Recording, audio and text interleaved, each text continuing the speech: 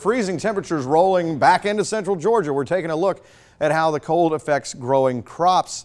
Sabrina Burse spoke to a fruit grower in Crawford County to find out how he's preparing. Sabrina. That's right. Dickey Farms grows peaches and strawberries, but the co-owner said that the cold weather puts all of that fruit at risk. Dickey Farms has about 1,000 acres and 20 different varieties of peaches. Co-owner Lee Dickey says cold weather inching closer to 28 degrees can be deadly for those crops.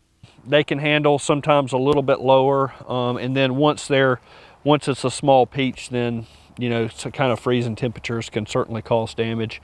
Dickey says the peach trees that are further along in the blooming process have a higher chance of dying. It's still really small, but that's a small peach growing in the center of that bloom there. Last year, Dickey says a cold snap killed off 50% of their peaches, and there wasn't much the farm could do about it. We might get through it and no damage, or it could be really bad. Peaches aren't the only fruit grown here at the farm. At first glance, it looks like a white blanket is covering this entire field, but if you take a look underneath, Dickey says the blanket is protecting these strawberries. You hope that this keeps the frost off and will hopefully give you an extra 3 or 4 degrees under those blankets. Dickey says they also have about 20,000 different strawberry plants to protect. He says between the strawberries and peaches growing, he's going to stay optimistic. I hope we got a full crop of peaches and a full crop of strawberries. That would be ideal.